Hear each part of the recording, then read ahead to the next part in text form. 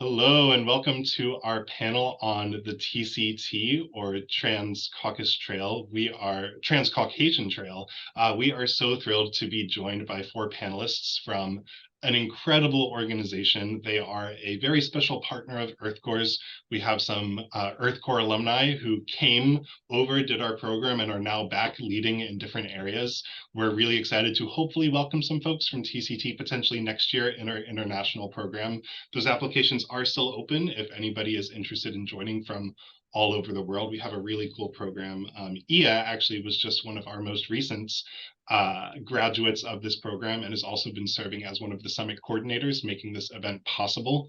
If it's looking good, it's thanks to Ia. So we're so thrilled to have everybody here. We're going to talk about what the TCT is, how different countries are working together for one shared goal, and speak a little bit about how they interact with others, with partners, with volunteers, and the environment all around them. To get us started, I'd love to do some introductions. If you could share your name, pronouns if you wish, where you're joining from the country, maybe, or from the world, your country and city.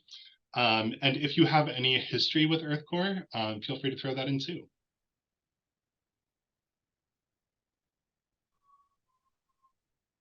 So my name is Abuzar.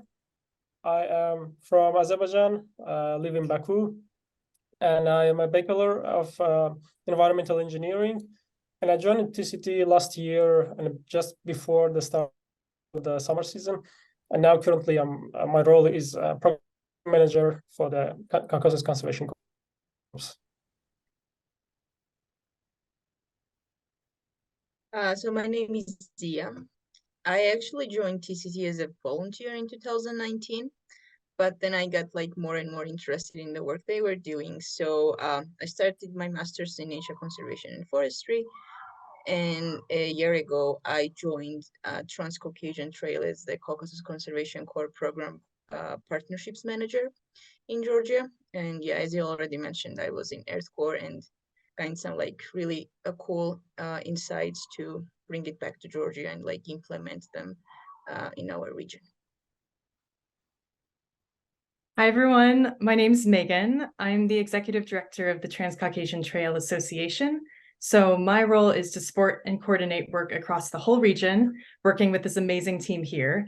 And I live full-time in beautiful Tbilisi, Georgia, but right now I'm joining from my childhood hometown near Indianapolis.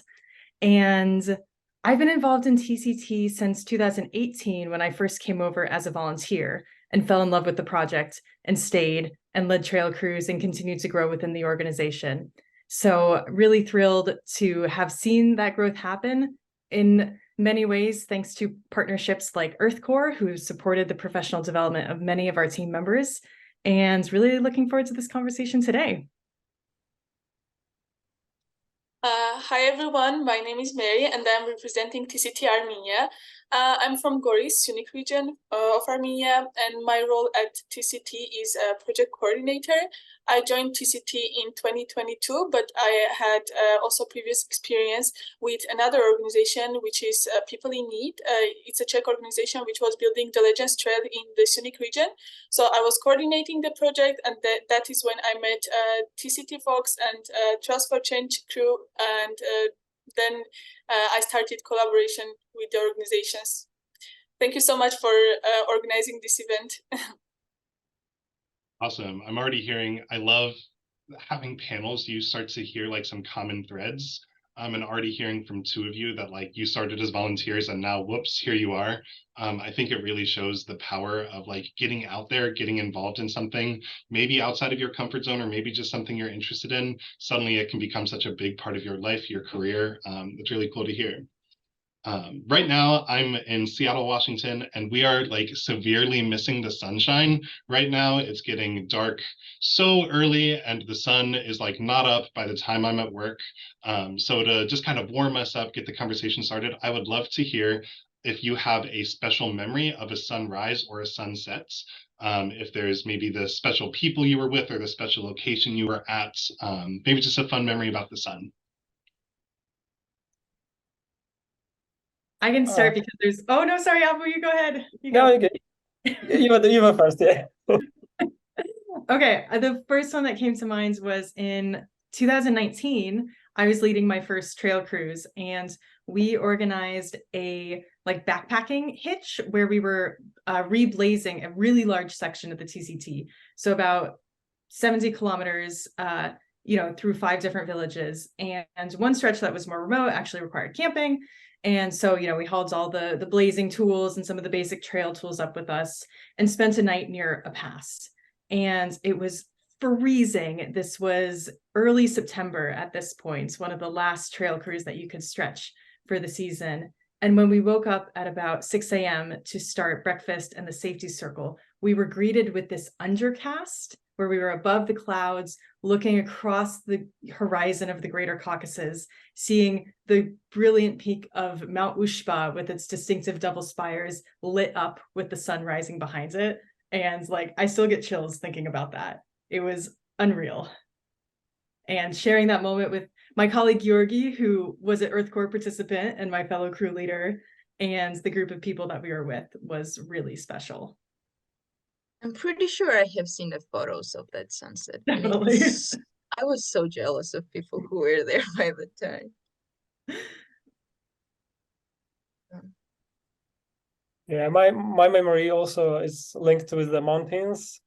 I think it's true that the best sunrises and sunsets are in the mountains, and that was one of the summer days I forgot to mention I'm also a mountain guide, so I was leading the group to one of the highest summit in Azerbaijan. It was almost 4,500 meters tall, and almost approaching the summit. We started at the night, and we were very exhausted. It was very cold. Even though it's summer, it's very snowy there. The weather is windy, so we just have no motivation, have no energy, and on the horizon you can see there's some light is already starting to go up, and it's red colors, reminds you of some sun that will warm you up just in a couple minutes, and after that you somehow you're getting some energy, and it's like a new day already. So it's really motivating. I mean, there's lots of sunrises and sunset, but I think that was the most memorable one for me. Mm-hmm. Yeah. Okay, so that was fall of 2021.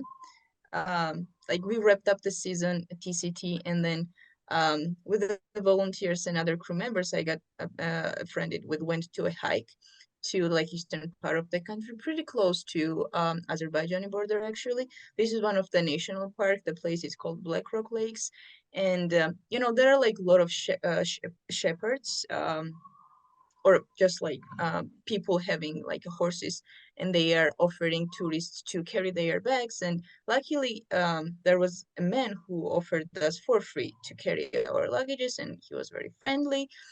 So we were staying, so we I don't know, hiked for 2 days or something, and he was coming with us. And he also offered us to see a very beautiful sunset at 6 a.m. And he told us that he knew a really cool place to see the sunset from. But I mean, we were so tired that probably he was not even expecting from us that we would be able to get up there early. And before, maybe it was 5 a.m. or something, all of us were already waiting for him, and he was so shocked when he saw us ready to go. And then he led us to a amazing mountain peak, which you probably would not even tell that there was going to the hill, to the summit of the mountain. So we went there, and hang out for several minutes, and then super amazing sunset, sunrise started with beautiful colors, kind of purple, and that was very amazing. And we were above the clouds too, because it's kind of a moisty place there. So that was really beautiful sunrise to see, and good start of the day.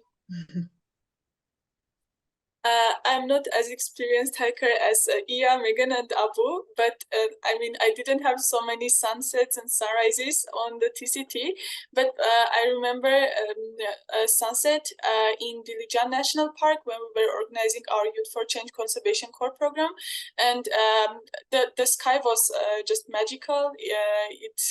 It had so many colors in it, like pink, brown, orange, yellow, and it blended so well with the park, the national park.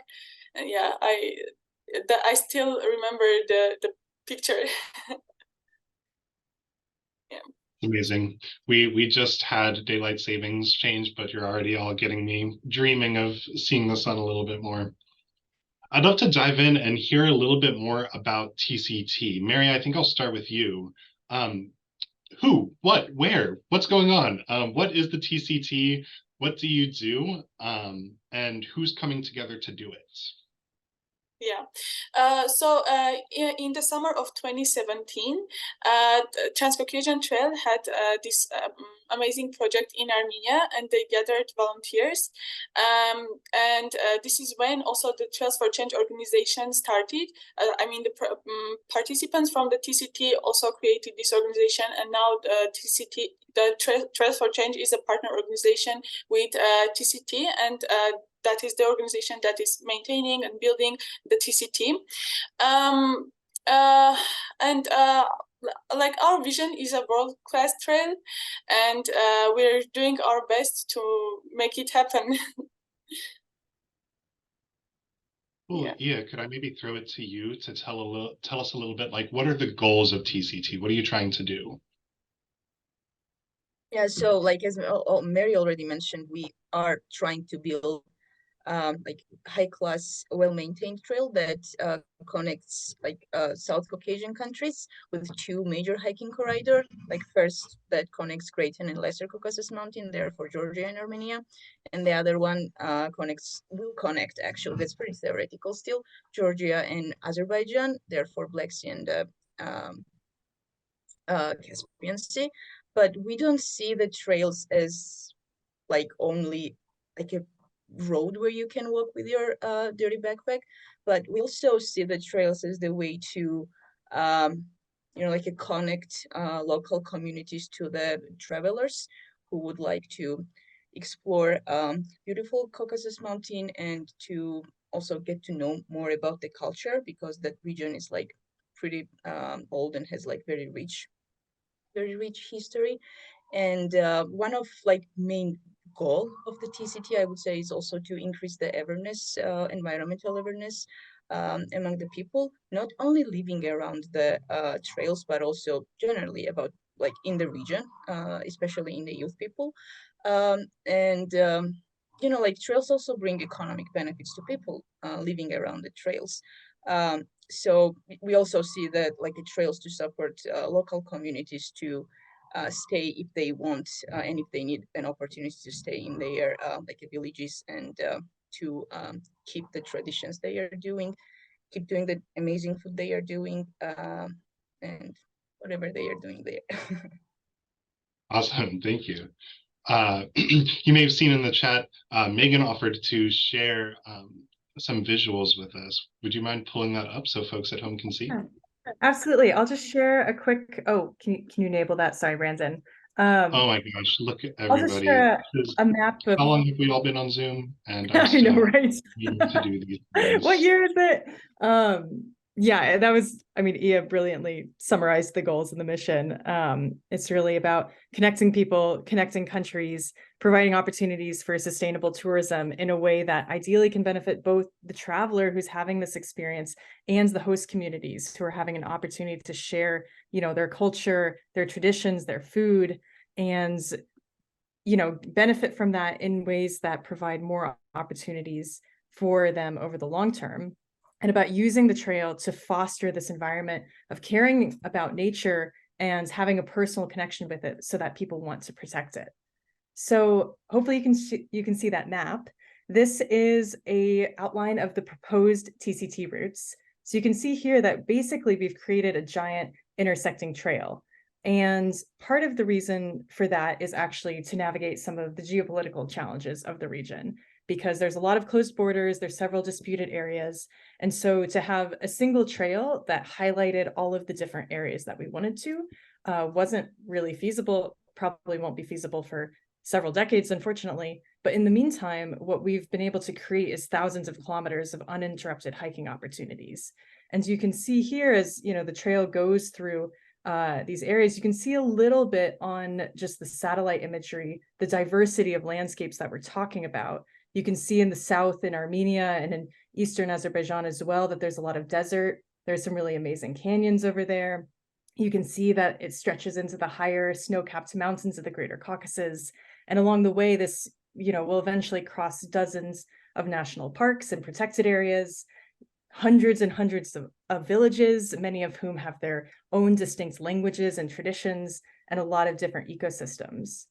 I'll stop sharing that real quick, and I'll share one more very briefly, which is simply the current trail status of where we are right now. So Brandon, I know you wanted to talk a little bit about, you know, where's the TCT at and can people hike it? So I don't want to jump ahead too much, but now I'm on a roll. And this is where the trail status is at now.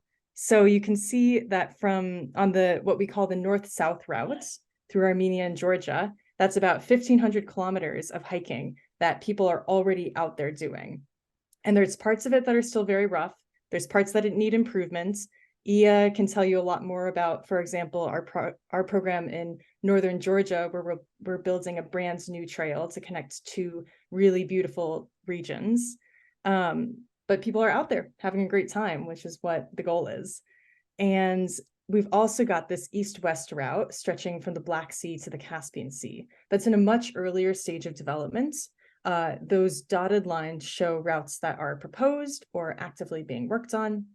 But you can see that there's some solid, and that's the work of our amazing Azerbaijan team who got things off the ground starting just in 2020, really getting their stride in 2021. And over the past, few short years have managed to develop and promote 200 kilometers of trail with more on the way. So that's where the TCT's at the moment in terms of the physical trail on the ground. That's amazing. Thank you so much for sharing these visuals. Before you, could you actually share the first one again? Yeah, would you mind?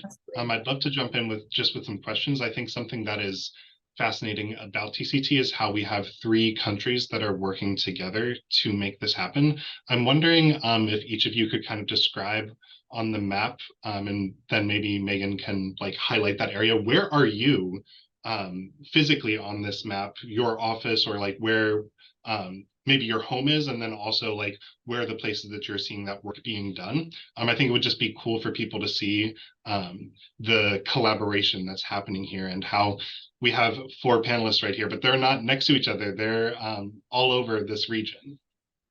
Yeah, you can see my mouse, right? If I do that. Yes. Yeah. Okay. Can I start with me? Can you start with me, yeah. Meagan? Yeah. So can you indicate the location close to Drbo, because that's where I'm originally from? Yeah, can you see that? So so that trail doesn't exactly crosses the village I'm from, but it's pretty close. So maybe one day I will be able maybe not with my parents, but maybe with my sister to hike that part of the TCT.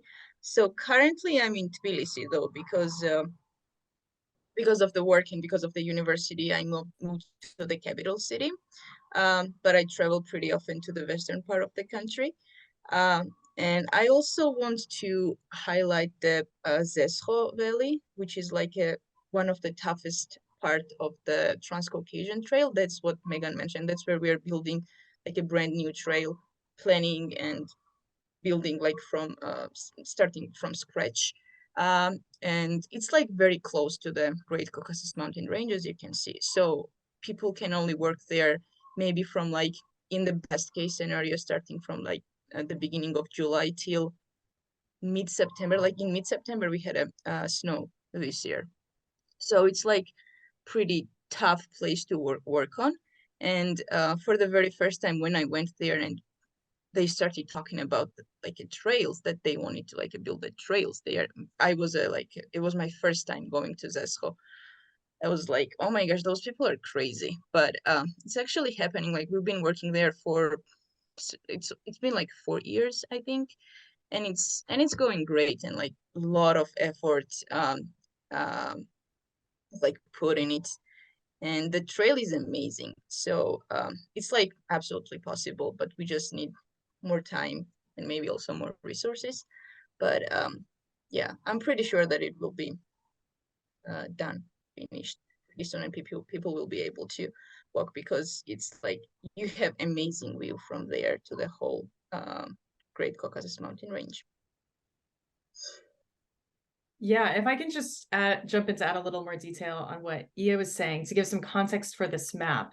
When we're talking about working on the TCT, a lot of what we've done in the past has actually been trying to basically resurrect this incredible network of historical trails that cross the Caucasus, because people have been crossing these mountains on foot for thousands of years, right? You've got routes over mountain passes, you've got trails between villages, you've got the old Silk Road trade routes, you've got shepherd tracks that they would use to take their flocks up to the mountains. All of these things that were used for hundreds and thousands of years. And what's happened with the development of cars and bigger cities and bigger towns is that a lot of those paths have very naturally faded into the underbrush and aren't being used as much anymore. They're often not on any maps. The maps are often very out of date and include a lot of trails that don't exist anymore, or miss out on trails that do exist.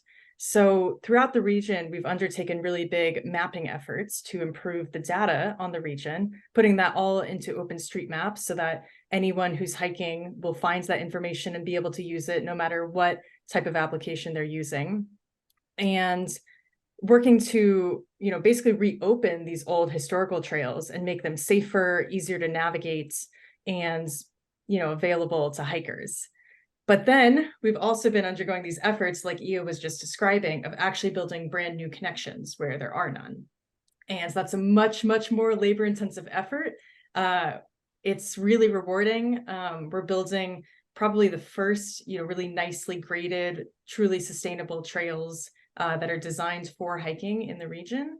And we're seeing the impact that having those well-trained crew leaders that we've been working with locally. Again, lots of thanks to the EarthCorps team for supporting some of that professional development, are coming back and leading these groups of volunteers that when you're doing that type of trail work well, it lasts for a long time. So basically, we're doing, targeted efforts in a few key areas to really build new trails, but also trying to rehabilitate and share with the world this amazing historical trail network. That is so cool to hear about, kind of that mesh of modernization without like losing the history that is there, and recognizing that those folks, those shepherds, those people that just like had reasons to get to different parts of the world, like you said, have been doing that for forever, and bringing more people into that history is really special. Maybe we can throw it to Abuzar. I'd love to hear on the map again, where are you at? Where do you find yourself working? Anything else you'd like to highlight? Unfortunately, I cannot use mouse, but Meagan maybe can show the peninsula. It's the Baku where I'm currently born from. And the TCT section, the closest to Baku, to the capital, is just a little bit more than 1 hour drive to the north direction. Yes, exactly that point. And that point is like more desert area with the small hills, but it's very interesting site because of it has very it has too much historical information about the area. There is some this is kind of the of the Caucasus Mountain from the eastern part, like it's the place where Caucasus Mountains goes under the Caspian Sea. So that's why we decided to start from where it's like not so high elevated, and slowly you go up into the mountains towards west direction, and later it goes into the Abuzar district. It's a little bit on the north part. There's some trails that are already used. As Meagan mentioned, those trails are being used for centuries, for 1,000 years, by local people, using for their needs like to transfer from village to village to use for shepherding. So these trails at the current day are also used by tourists, and that's why they are well established and they are very comfortable for using and maintaining for TCT. Not only because it's easy, but because it's very remote and diverse villages. Like you can imagine, each village has its own language, which no one else speaks. So it's kind of, they're so remote, so they could sustain their language for so long time. And for us, it's a like great opportunity to connect them by world-class trail. We can just, more people can get to know better about these cultures, about the history. Also, the cuisine, the food is like delicious over there. And yeah, that's the thing is drives us to continue that way. And yeah, there's a challenging moment in this section. I mean, after this section is to cross the Caucasus, because actually this region is on the north face of the Caucasus, but here is a proposed crossing through the Caucasus range, which is maybe will be one of the hardest section like for TCT, at least in Azerbaijan. I can definitely say that, because it requires a lot of scouting, checking the area, and probably not most of them will be available to use as a trail, because it's very hard to sustain and maintain trail because of the erosion and also the nature factor. And of course, due to a high altitude, this trail will be not in use like for winter time, like starting from November until April. So we want to select the correct one, which is the most interesting, the most safe, and the one which will be people, the one which will call people to walk there. And so that's why this section on the other map that Meagan showed is marked as dotted line, because it's still kind of under construction. And if you move to the Shekiz-Zagatala district, maybe Meagan can, yeah, this is also somehow more established part of the trails network in Azerbaijan, and these trails are being used also nowadays. So they're not so remote as the previous section. So now at the current moment we have already established trails there.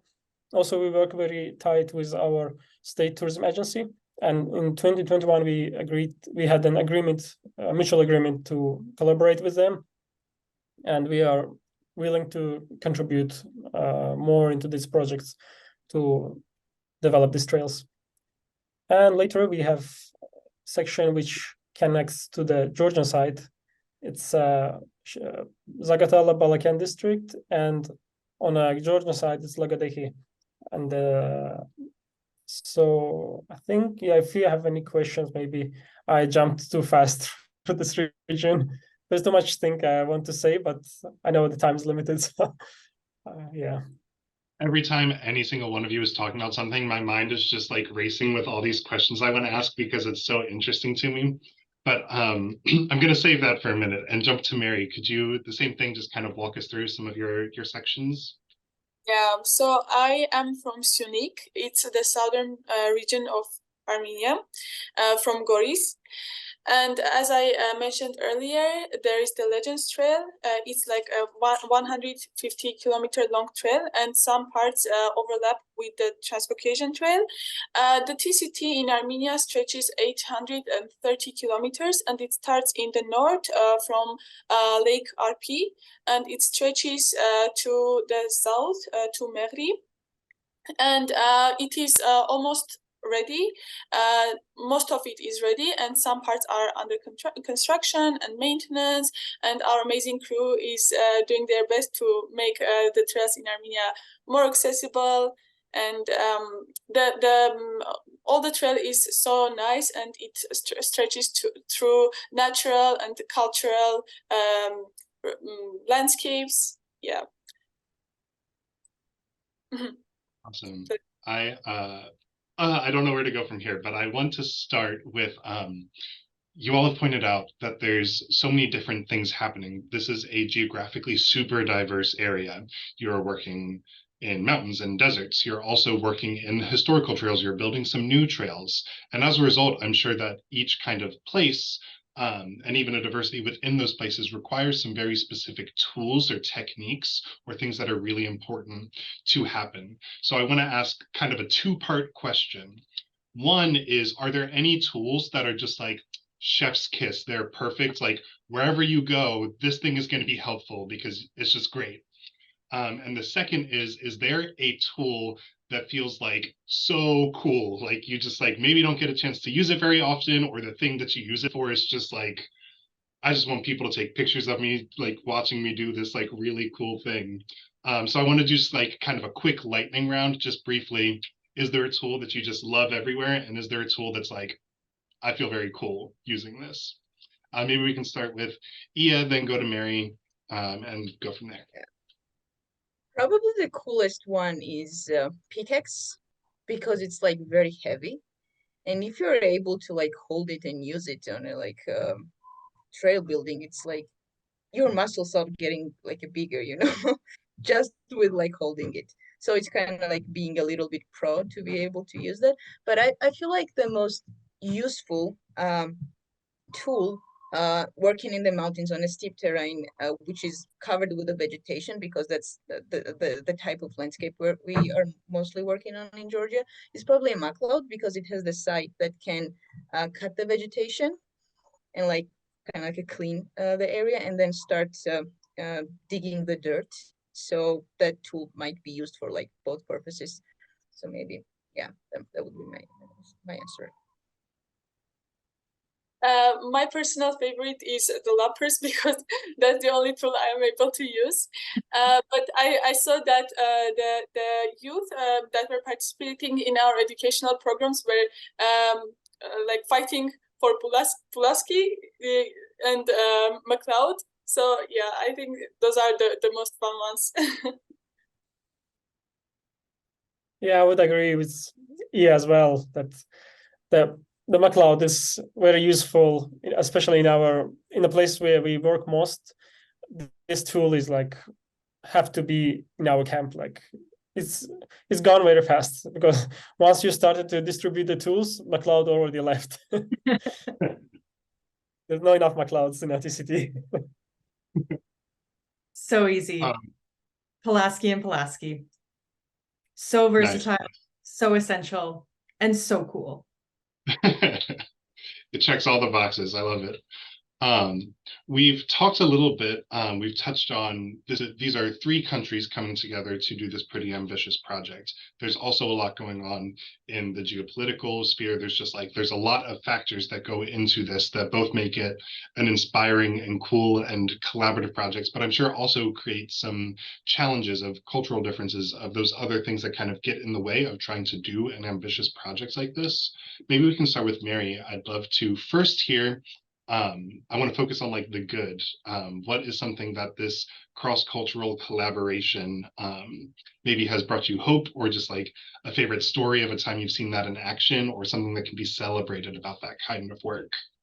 Yeah, I'm very sorry. I need to get my charger because my laptop is running out of battery, but I'm coming back in a second. Perfect. Let's instead. Oh, go ahead, please.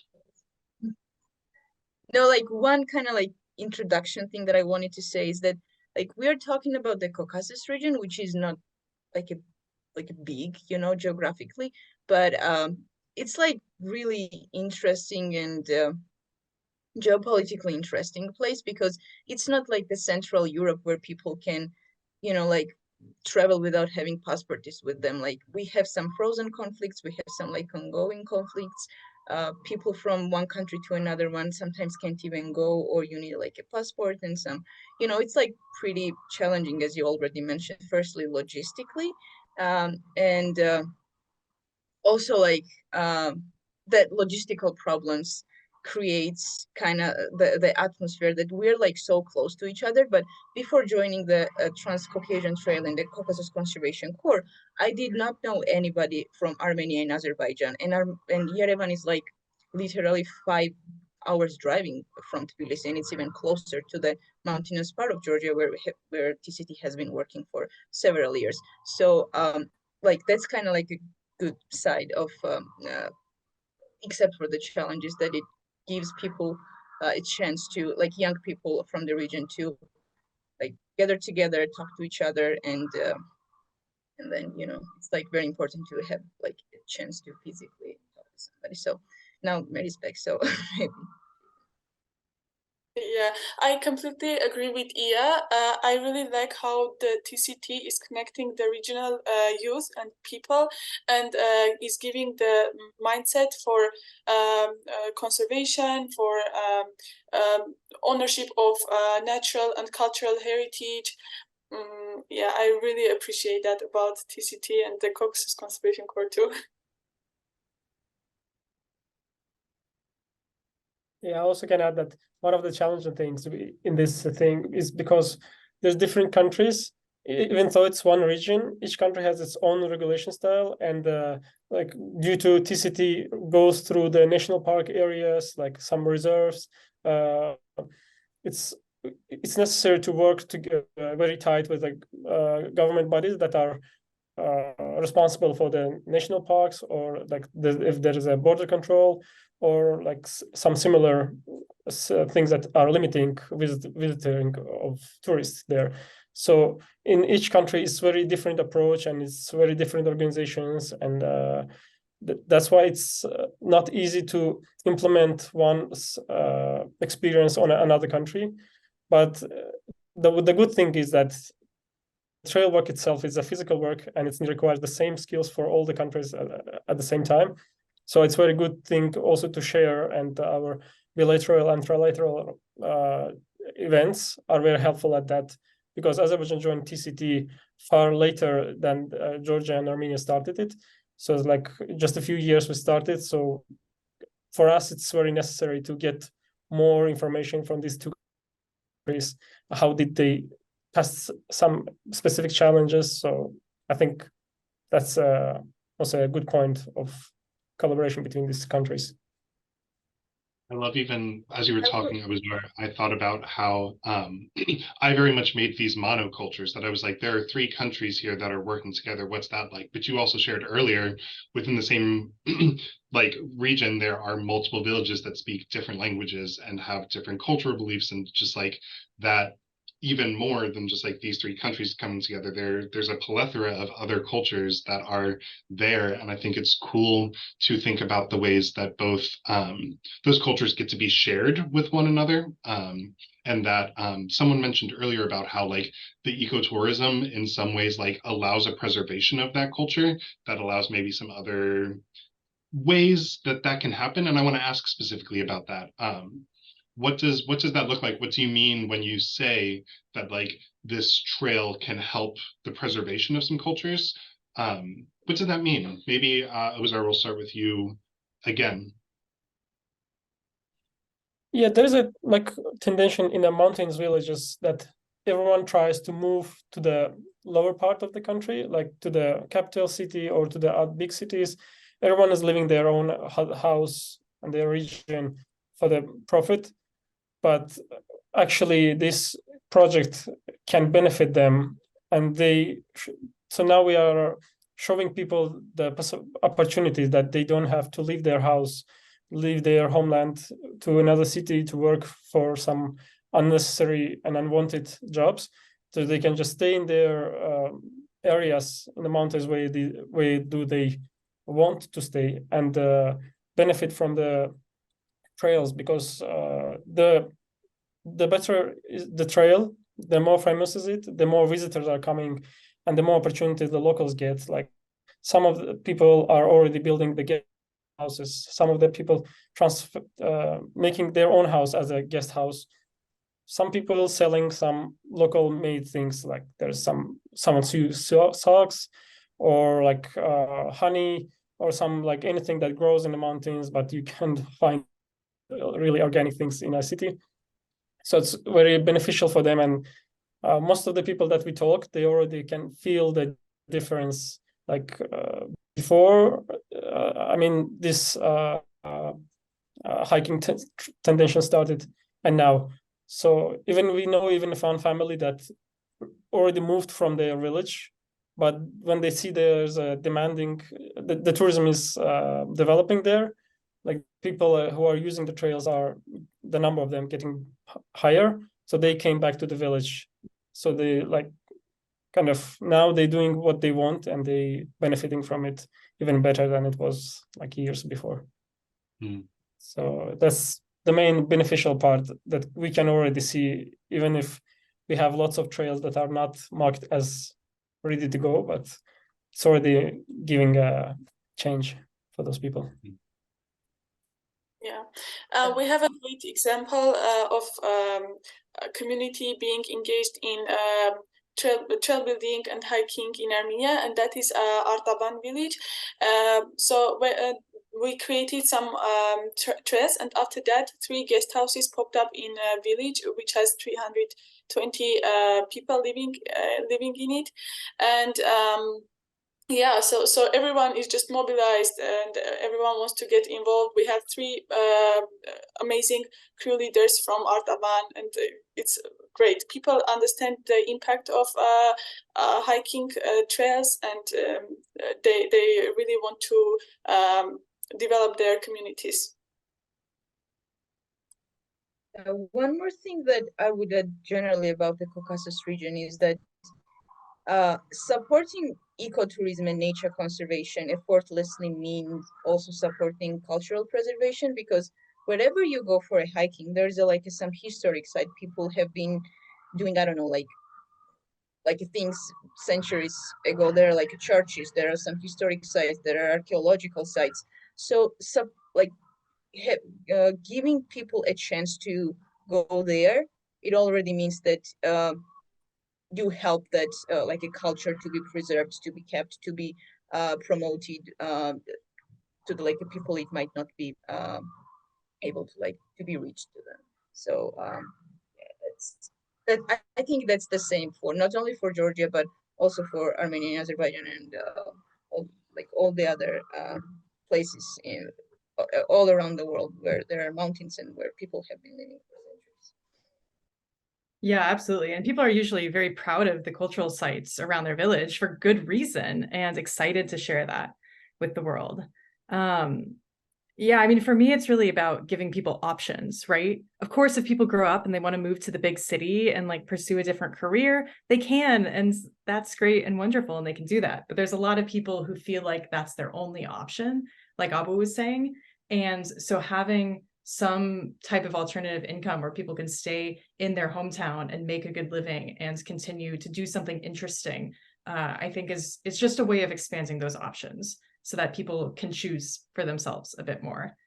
And one thing that I really value about trail development, and one of the reasons I'm so passionate about it, is that when we're thinking about developing ecotourism, it also means that we need to think very carefully about what type of tourism we're trying to promote, right? What we are not trying to do is bus thousands of people into these fragile ecosystems and historical sites, leaving a big footprint and then basically extracting all of that value from the community without giving anything in return. One of the things that I think is really powerful about trails in particular is that they slow people down.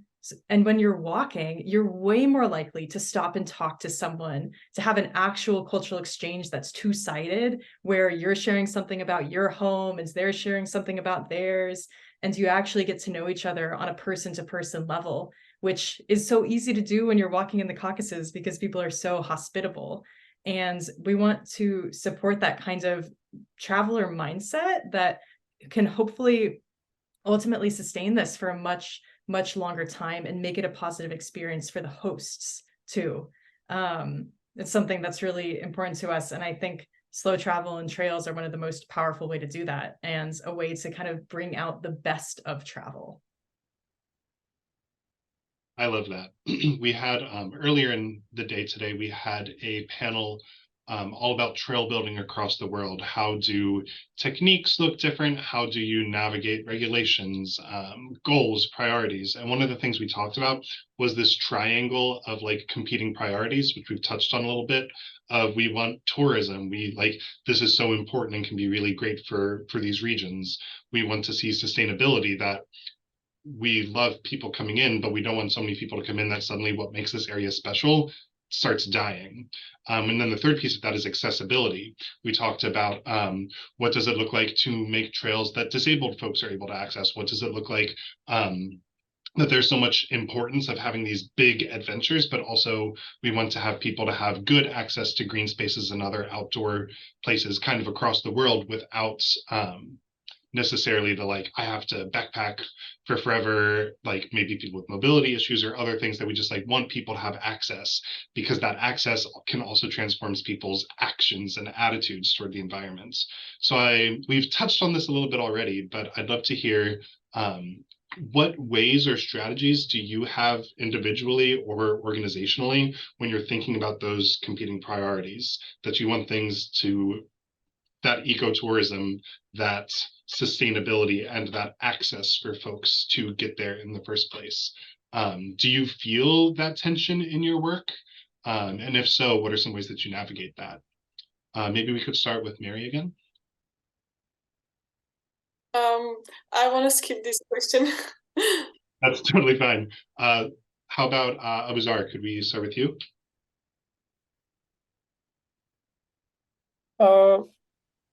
I mean, it's hard to express what I was going to say, but it's a tricky question. Sorry to throw it on you. Yeah, like maybe I can continue, and I will hoping just to add some point.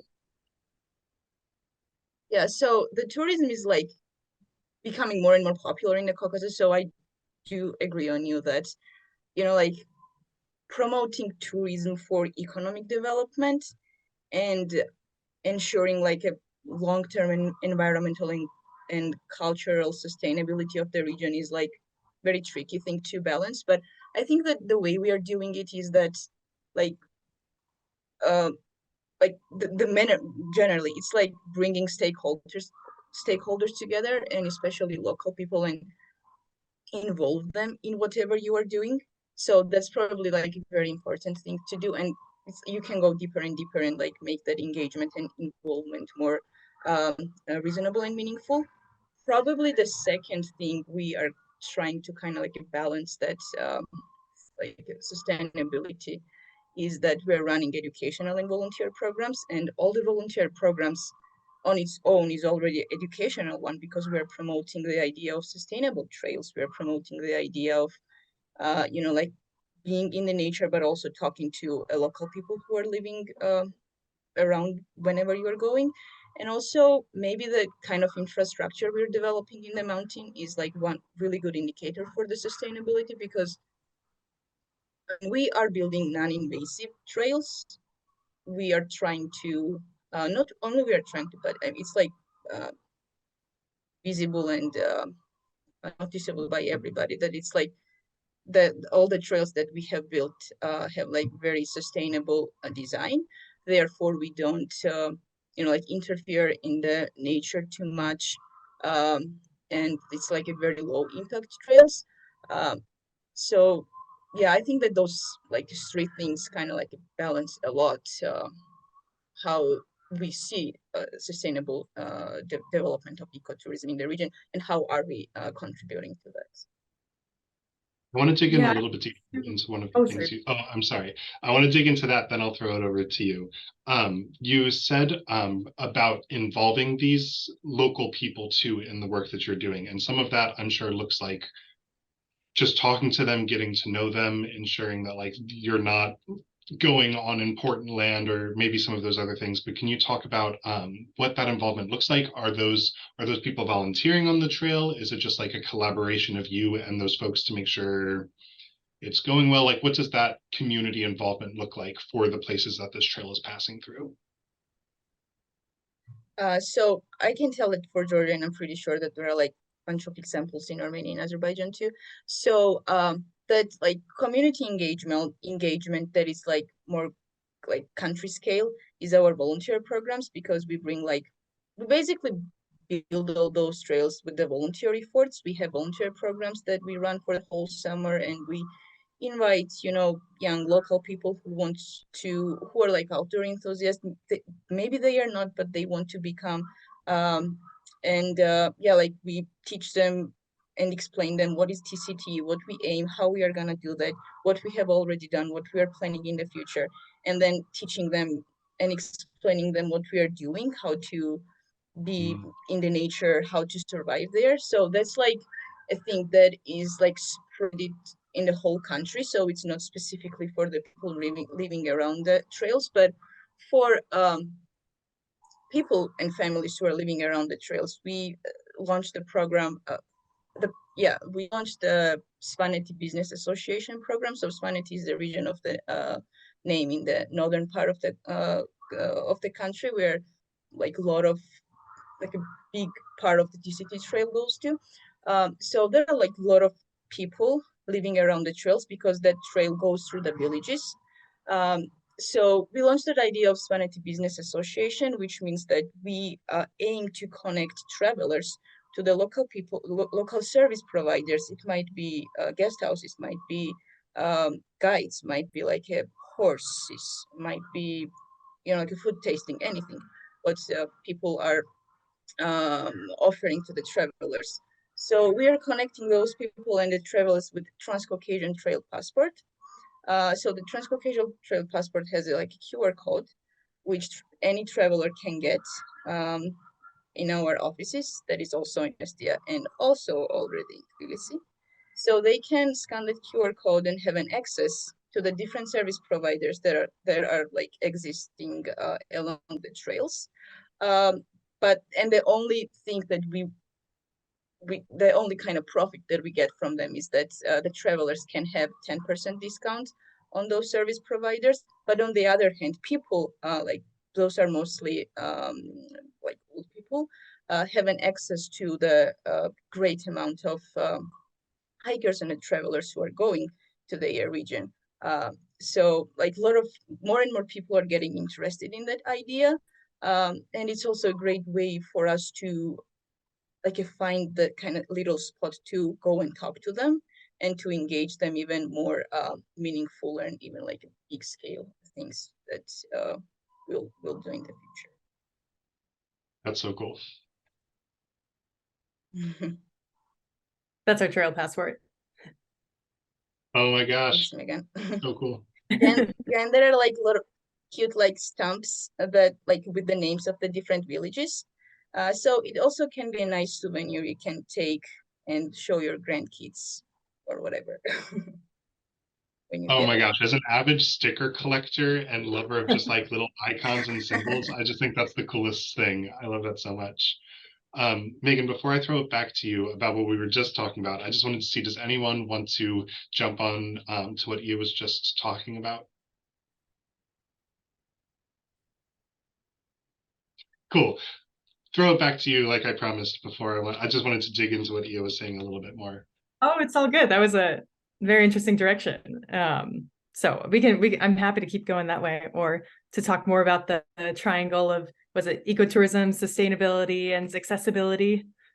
Yeah, why don't we put a button on that if you could speak a little bit to that? And then I'd actually love after that to talk about some other ways that technology might be being involved in the TCT. We were just talking about those QR codes, so I'd be curious to hear if there are any other things bubbling up or dreams for the future. But let's kind of put a cherry on top of that triangle real quick, if you don't mind.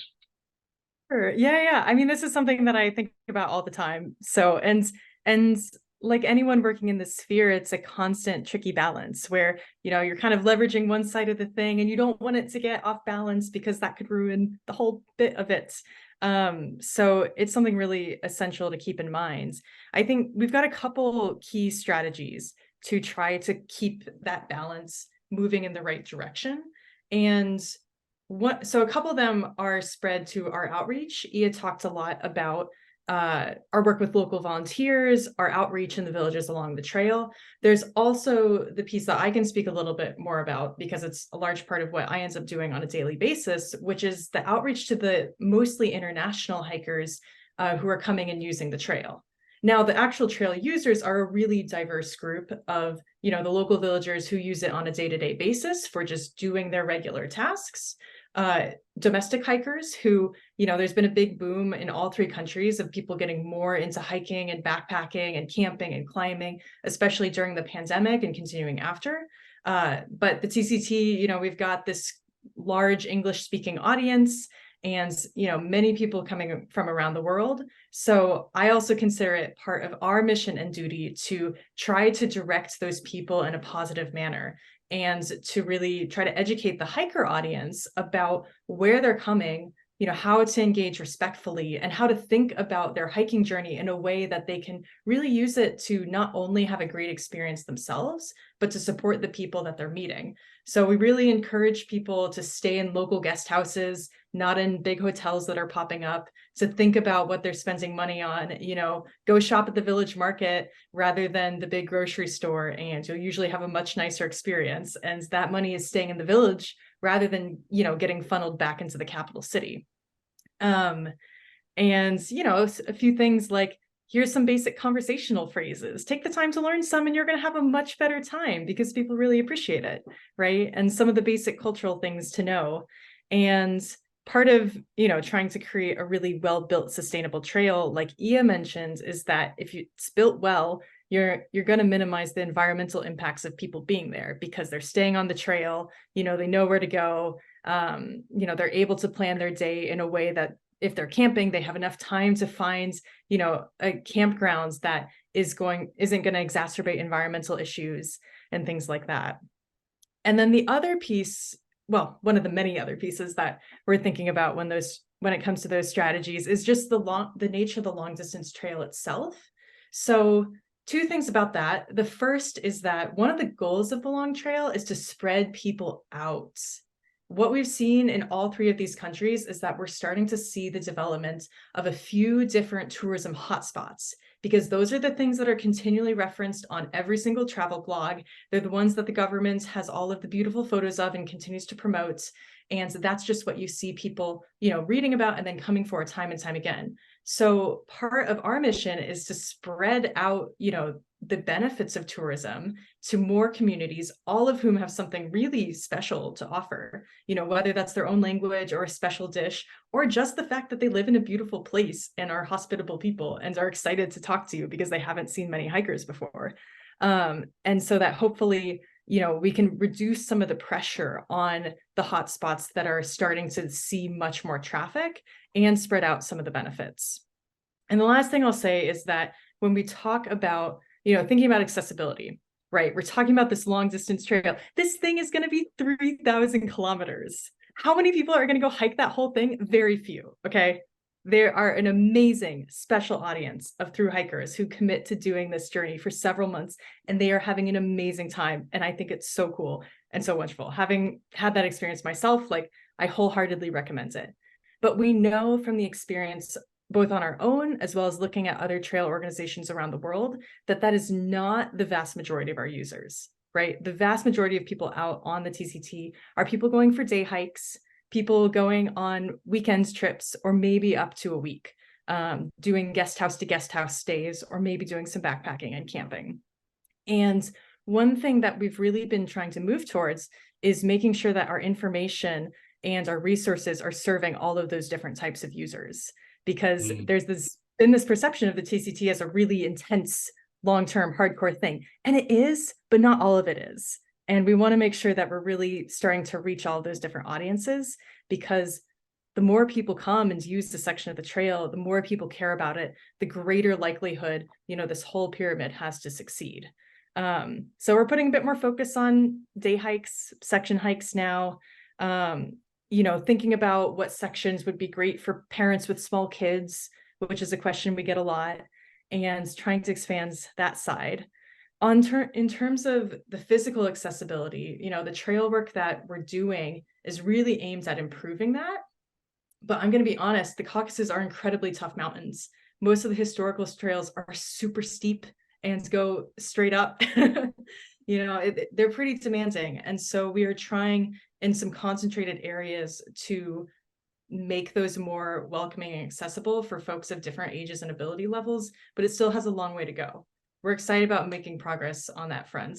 And maybe Meri can share a few small things about their work in Armenia. I know in Dilijan National Park, Trails for Change actually just completed the very first wheelchair accessible trail, I believe, in the entire region. So it was a very exciting step forward. Yeah.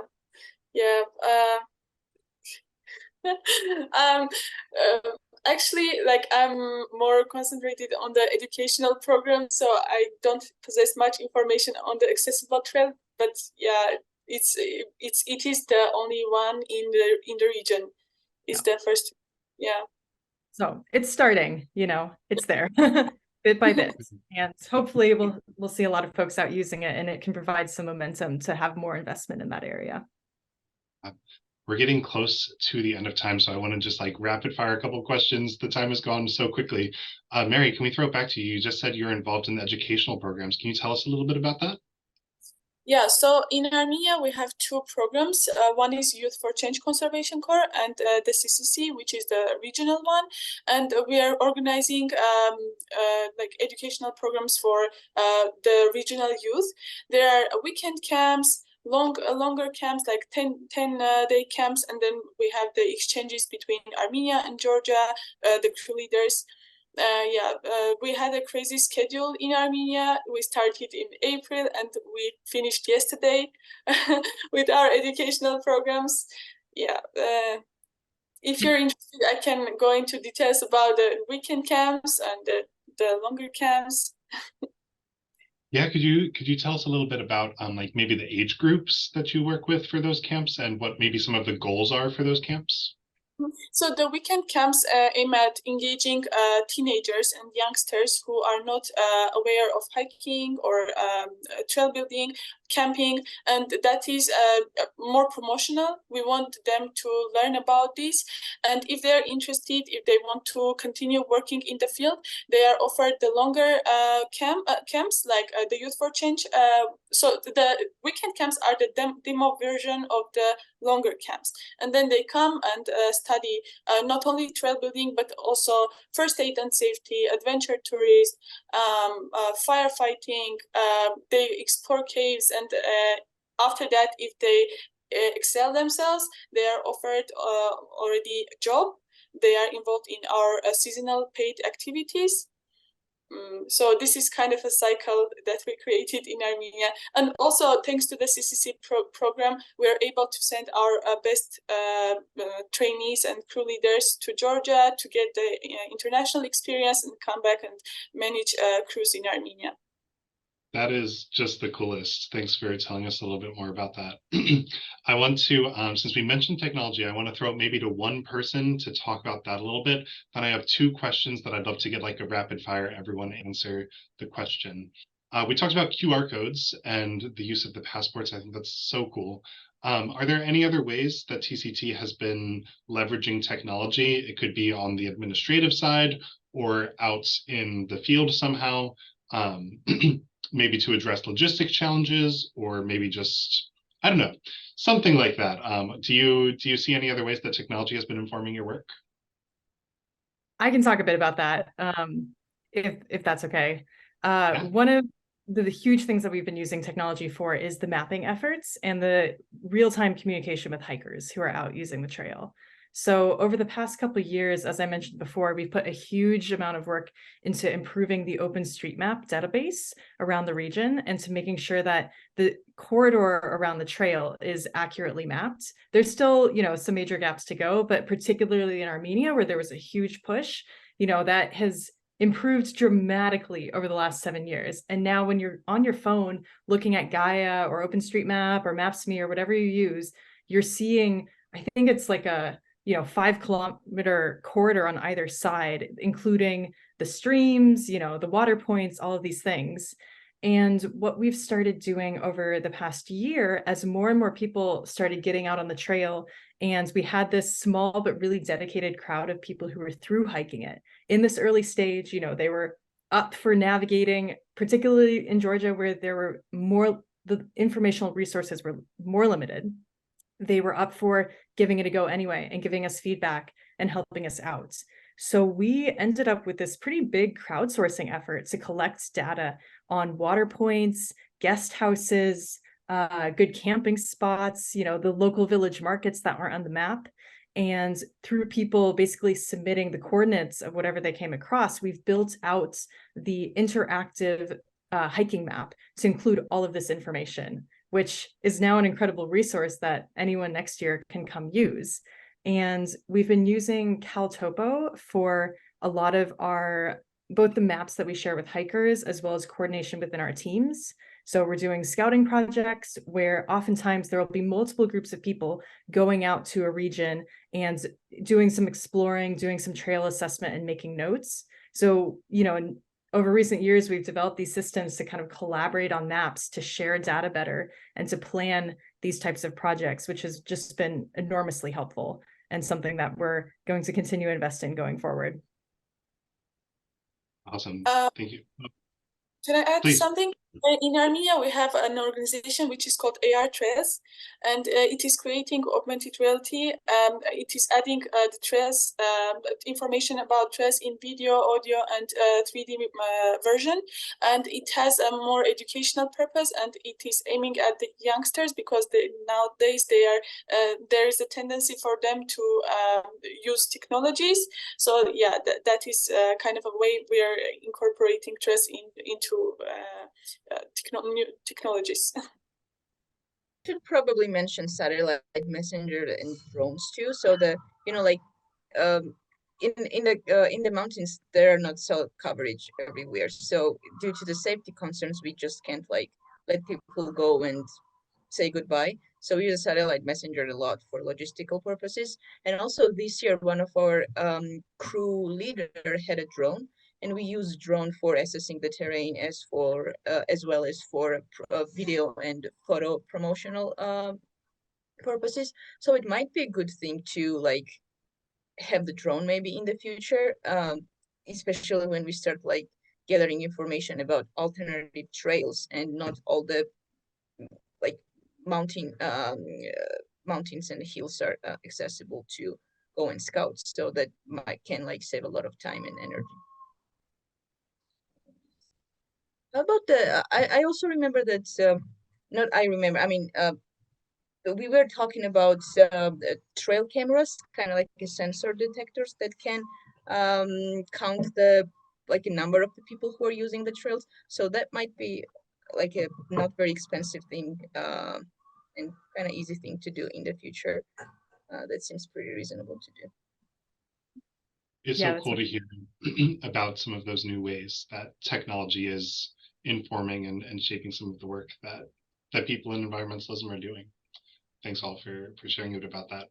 I have two last questions. Maybe I'll just throw it to one, and then if anybody has any extra things they want to say. I'm sure there are plenty of folks at home right now who are frantically Googling TCT, trying to figure out how can I get involved? What's going on? How can I get over there? If someone wants to get involved or support the work that you are doing, do you have any particular calls to action? Be it, I don't know, donating? Is there a newsletter or social media? Just getting on the website, booking your flight to get out there? What are some ways that maybe some people could get involved if they want to support your work? Yeah, I'm happy to take that. Well, first and foremost, we're trying to expand our programs in our team a lot right now, actually, to cover all of this incredible territory, to continue building our relationships with communities around the region, and to expand the capacity of our team in order to have more active communication with hikers and communities so that we can really nicely balance that triangle that we talked about of sustainability and tourism and accessibility. So right now, one of the best ways to support us is to donate. It's end of year fundraising season, and you can find that link on our website. We are incredibly grateful for all of the support of our community so far, because from its start, the TCT has been in large part a crowdfunded endeavor. And most of the work that we've done so far, in many ways, has been supported by individuals who really just thought it was a cool idea, liked the region, or wanted to come hike it. So having those small donations really, really adds up and means a lot. I'll also say that for anyone who is representing another environmental organization, we're really actively seeking more partnerships, whether that's to support a specific project and part of our portfolio, or to create more exchange opportunities like the ones that we have with EarthCorps. Right now, we have our colleague Georgi down in Patagonia working on trails, which is our first South American exchange. We're very excited about that. And actively looking for more folks to partner with as we continue to build the capacity of our team. Lastly, maybe not lastly, probably lastly, no, two more things. For anyone who wants to come out and volunteer, we organize international volunteer opportunities pretty much every year. We will be sharing more information on that next April for any upcoming opportunities in Georgia, so stay tuned. But it's been a really wonderful way for folks to come out and see the project in action, meet the people here, meet the crew leaders we've trained, and get your hands dirty and contribute to that. And finally, come hike the trail. It's still in development. There's a lot of different types of trail conditions you can expect to encounter, but we are here to answer any questions and to give you advice on what section might be the right one for you. And if you do, please give us feedback. Let us know if a bridge is out. Let us know if a water source is dry. Let us know what you think or about the wonderful guest house that you stayed in. We really love hearing from people. And we hope that as the trail continues to grow, the most essential thing beyond that has always been the community. So we're excited to see the community continue to grow as well. So thank you for your support. Awesome. Speaking of international cultural exchanges, it has been no secret how much I hope to get out and see the Caucasus and visit all of you in person. And so I'm curious, as I'm dreaming about this trip, a recommendation from you all. We're talking about spreading out the importance of that. So can you tell us something from your region, your country, whatever, that you think we need to see and something we need to eat when we visit? And we'll just do a rapid last question. I want to hear from everybody so I can be taking notes for my upcoming trip. Can we maybe start with Ia, then throw it to Meri, Abuzar, and with Meagan? Yeah, so I would say, since we're talking about spreading the people, so let's go to Imereti, which is like the part of the TCT, which is not super touristy area yet, and that's where I'm from. And you can try Georgian cheesy bread, Imereti and khachapuri, which originally comes from that region, and enjoy. I would advise to go to Dilijan National Park, where everything started for the TCT Armenia and Trails for Change. And if you're a vegetarian, you're going to have a hard time in Armenia because almost all kinds of food involve meat. And the best thing in Armenia is, of course, barbecue Armenian style.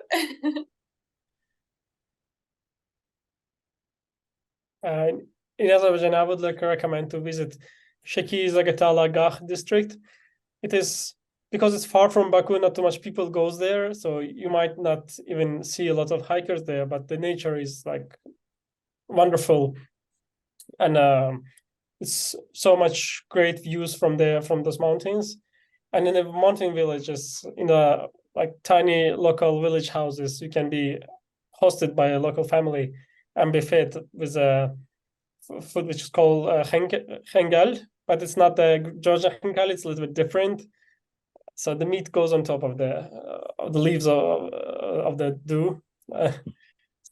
It's like you have to experience, I think, all of this. Like try to cover more areas. There's no like a top pick, so we can recommend. So it's better to experience, and then you will know it better. Well, I think you need to go to all three countries based on personal experience. But since I do live in Georgia, I will give a few quick recommendations for that. You must travel to Zeskho in northern Georgia, where we are working on our new trail, even though it's a long drive and very far out of the way, to hike the most beautiful, pristine, sustainably graded trail in the whole country. It truly is a work of art. You should see the work these guys have done. It's unbelievable. And Zeskho in general is a really special place, not only because it's beautiful and surrounded by the Greater Caucasus. But it also has a very cool history of tourism. It was the location of a Soviet mountaineering camp, and people used to come there from all over the Soviet Union to climb the surrounding peaks and train. And when the Soviet Union ended, that camp, basically fell into disrepair and was more or less forgotten about for 30 years. So one thing that I think is really cool about our trail is that, we're kind of trying to bring to life again this history of being in the mountains and appreciating them in that particular place. And the idea of having people all over the world come to appreciate the beautiful Greater Caucasus, I think is something that's really special. And it's a stunning area. So you'll love it. And when you're in Georgia, you must eat khinkali. That's khinkali, not khingal. These are the Georgian filled dumplings. And the traditional, most classic way is meat. It's a beef and pork mixture with some soup inside, but you'll also find a very tasty mushroom khinkali. And if you're very, very lucky, cheese and potato together, which is phenomenal. Amazing. You all are just like sharing great examples of why you should go to the guest houses, because no one's going to make that food better, and just like the opportunity to try all of it. I've got my notes here. Thank you all for that. And thank you so much for being here in all kinds of different time zones, making the time to come and connect. We are so thankful for the partnership that EarthCorps has with TCT, and just thrilled to watch the progress that you all continue to make. Thanks so much. Thank you so much for having us. Thanks to EarthCorps for all your support. Thanks to TMU for your support. And we so appreciate our partnership and the chance to talk to you. So excited to watch the rest of the summit. Thank you so much.